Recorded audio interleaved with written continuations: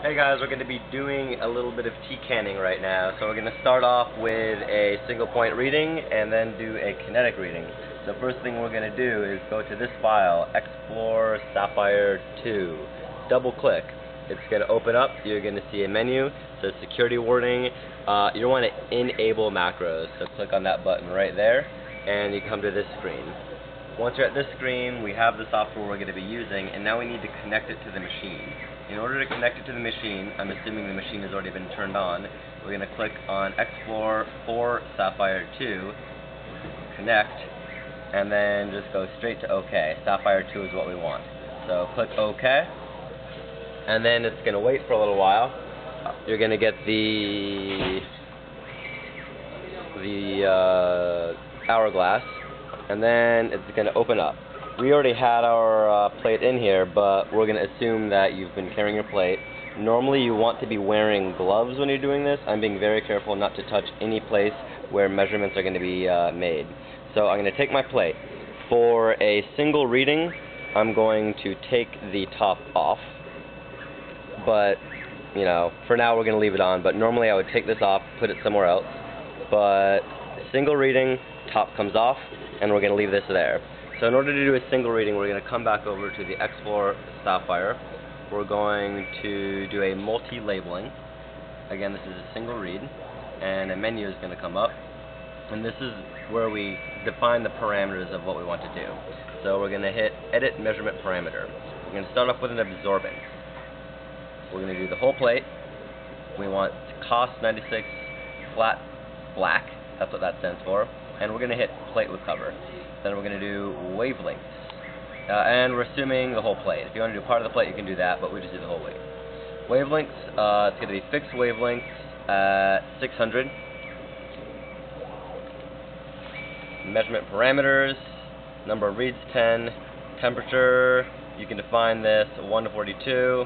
For a single plate, or single read, it doesn't really matter. Shaking doesn't really matter. Okay, so that's our OD. In order to do a fluorescence, we're going to go to measurement 2. So it's going to do that measurement, and then it's going to do this measurement. And then we're going to go fluorescence intensity. Plate, whole plate. Wavelengths, we're going to be doing, oh shoot, I forgot what it is. I think it's 481 and 5 something. I can't remember. 481 and 5. We'll leave it at 511.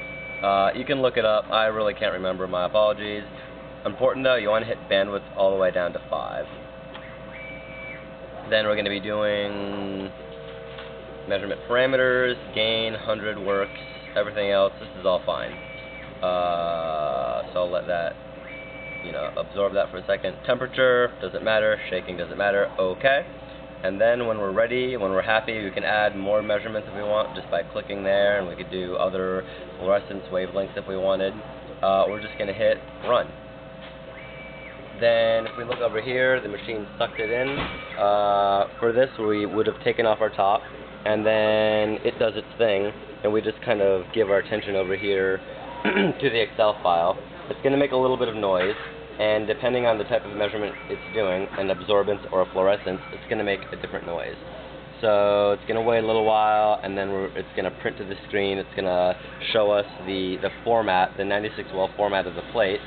And then it's going to have a bunch of numbers for each well, and that number is the OD that it detected there. So that's the noise.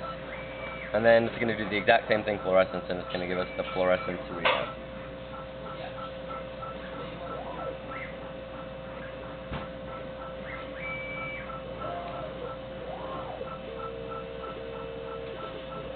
I think we should do the kinetic as a separate one.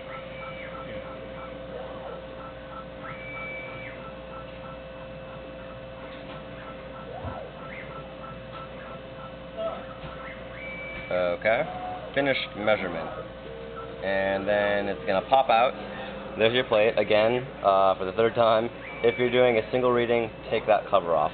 And now we see here we have at the very top our OD, and that's the measurement for all those wells. So we had a bunch of stuff on the left-hand wells, so we had like 0.1, 0.6, 0.2, then over here it's 0.07. So there's a very obvious difference.